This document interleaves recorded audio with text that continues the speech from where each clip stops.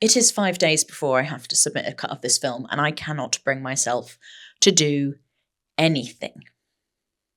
Although if you're watching this, I guess that means I have done it. I have ADHD. I got my diagnosis a few months ago at the age of 34, and I'm one of many women who are being diagnosed later in life. Research shows women with ADHD get their diagnosis, on average, 5 years later than men, even though symptoms tend to appear around the same time in everyone. And this delayed recognition is linked with greater emotional and functional difficulties for women when they are diagnosed. Now, I'm fresh off the back of my diagnosis. I'm not on any medication yet. My brain still feels like it's actively fighting against me. There are piles of boxes that need to be taken down to the bin in my hallway. There are clothes pretty much everywhere in my flat. I'm not even going to let you look at my bedroom. And I still procrastinate doing work until the very last minute. Maybe reading a book, maybe playing a video game, maybe doing absolutely nothing, or even cleaning my flat. I am the stereotypical social media example of ADHD in women. So why did it take over 3 decades before I could put a name to the noises in my brain?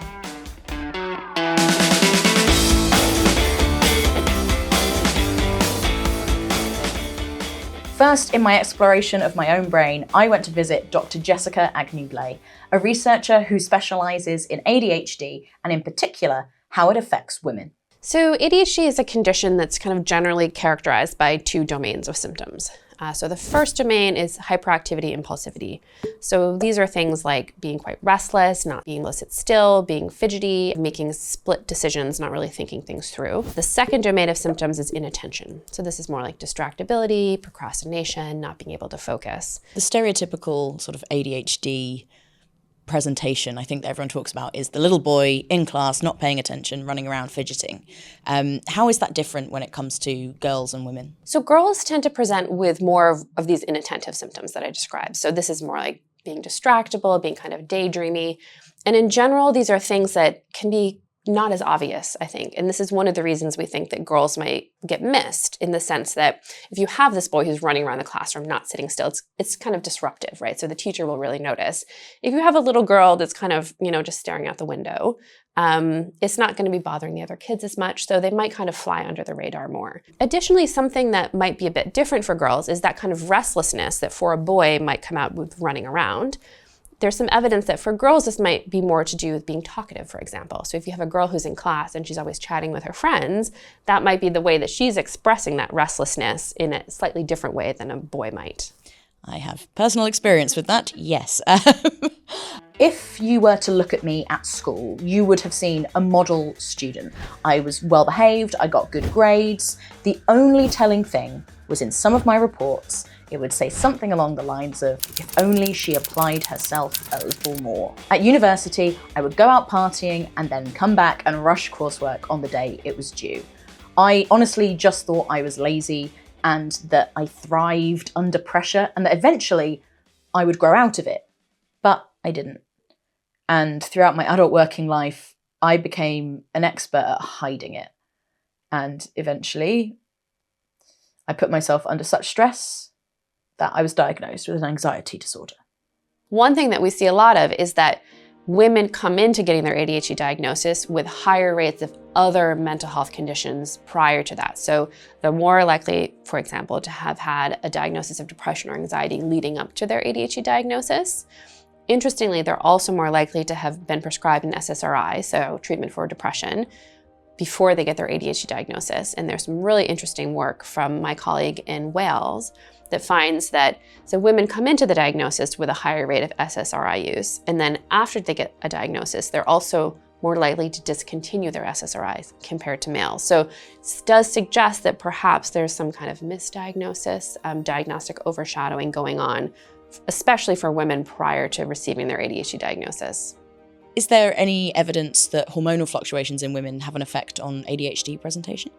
It's a question that a lot of women with ADHD ask, and there's very little research on this, largely because for a long time we didn't think that adult women had ADHD. So things that affect adult women, like the menstrual cycle or pregnancy or menopause and perimenopause, just don't have any research on them. we have some evidence now that women with ADHD might have kind of more hormonal sensitivities, where they see that women with ADHD are more likely to have a diagnosis of postpartum depression or postpartum anxiety than women without. So in general, there's this suggestion that times of hormonal change or hormonal fluctuation might carry more challenges for women with ADHD. So I think this has implications for other times of hormonal change, for example, menopause or the menstrual cycle. And these are things that we need to keep in mind, and that in general, sort of in the women's health context, we may need to keep in mind for women with ADHD. I wanted to find out more about the lived experiences of other women with ADHD, and I came across a study by Dr. Eve Holden and Helena Kobayashi Wood, in which they collected the stories of other women who had been diagnosed later in life and found out how that delay impacted them. They gathered qualitative data through surveys and discovered recurring themes of people being dismissed by others, struggling with a sense of self-perception, and thinking about what could have been. When we spoke, I discovered that both of them were also diagnosed later in life with ADHD, and we chatted for hours. We spoke about their research and about their own personal journeys.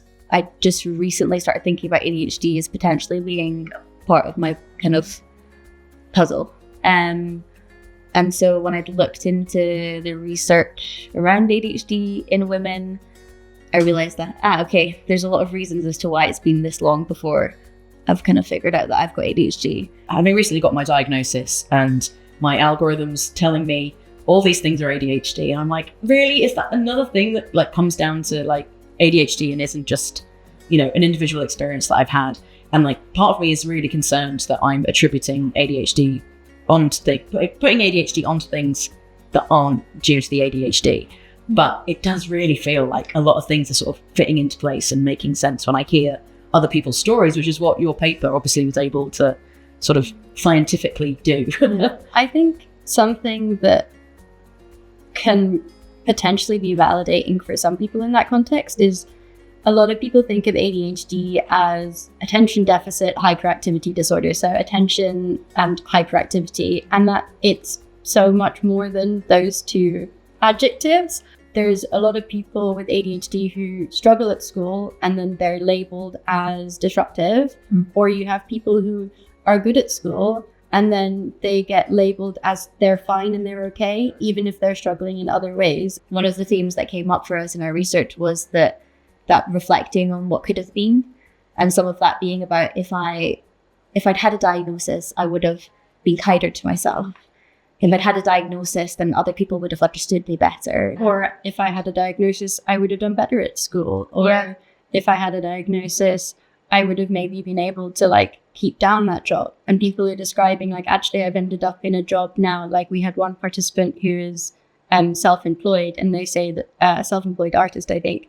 And they were saying how for them, the self-employment is great because it gives them that flexibility. They don't have to turn up at 9 a.m. and leave at 5, which can be a really difficult structure for some people with ADHD to stick to. One of the things that I found most emotional about participants' responses was how often people expressed feelings of shame about themselves or about their behaviors or about how they like have regrets in their lives. And it was people are struggling to cope. So people with ADHD are more likely to, if they're undiagnosed, they're more likely to self-medicate with more dangerous substances than ADHD medication. They're more likely to smoke. They're more likely to be alcoholics. They're more likely to commit suicide. They're more likely to get into hard drugs. There's so many things that people are at risk of if they are not diagnosed with ADHD. And like, we're all getting emotional now. Yeah. But like, it's a really serious thing that like, if you go unsupported, there's really serious consequences. We had participants talking about suicide in our responses, and their diagnosis was enough to save their lives. And like, this is where like, when people are not taking it seriously enough, it's really harmful for those people. Diagnosis can actually be a preventative of mental health issues. One of my favorite things about the paper is how positively and how validated people feel about the diagnosis that they received or that they were able to receive, because that helped them have a better perspective on their life. Their talk about like their improved sense of self, their improved well-being, and even if the diagnosis has been late, they're glad that they got it. Even with all of the things that happened before that, it still made a difference. When I read their study and the different answers to the questions, a lot of the time it was like reading something that I could have written. It can be really comforting to know that there are a group of people out there who are having similar experiences and struggles to you. And I think that's why a lot of people are turning to social media. But there could be a darker side to that. A study in 2023 looked at the top 100 videos on TikTok using the hashtag ADHD. Together they had amassed nearly 500 million views. Clearly this is content that people want to consume.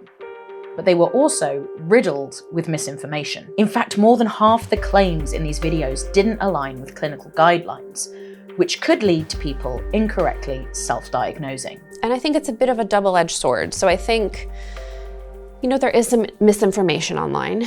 So sometimes you'll see TikTok videos of people say, if you walk into a room and you've forgotten why you're there, that means you have ADHD.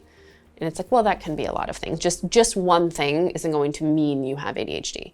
But at the same time, I think sometimes people with ADHD or people who think they might have ADHD, they get a lot of helpful information from social media and from other people sharing their experiences or sharing things that help them or help them cope. So I think there can be a lot of benefit, but I do think that it's maybe people should have some kind of healthy skepticism sometimes about what's on social media as well. Do you think it accounts for some of the supposed rise in diagnosis? Or at least people reaching out for a diagnosis, I guess? I think that it would. And I think that people are just kind of thinking more that some of the challenges they might have might be ADHD. In some cases, it may be. But I think it can be very helpful to have that clinical conversation because the symptoms of ADHD can be quite nonspecific, and you can have some of these symptoms for other reasons. So, it could be that someone is feeling really distracted, but if that distraction could come from anxiety or from, a traumatic experience. So it is often helpful to have that conversation with a specialist to try to disentangle those things.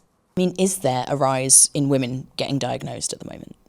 Yes, so we do see that there's some work from the UK showing between 2000 and 2018 about a 20-fold increase in rate of first prescriptions amongst women, adult women. We do see an increase in males as well. So there was about an 8 times increase of first prescription of ADHD medication in men. So we see it rising in both genders, but we see it rising more quickly in adult women than in adult men. Why do you think that's come about? I think some of that is this catch-up, basically, in adulthood for the girls who were missed. So research finds that rates of diagnosis in childhood are higher in boys than girls, so about 2 to 3 times higher. But if you look in adulthood, it's about 1 to 1. So basically, you see this evening of the gender ratio as we move into adulthood. And I think this tends to be women coming into the adult ADHD population. It's the age-old story of people who have a menstrual cycle being dismissed and not included in research.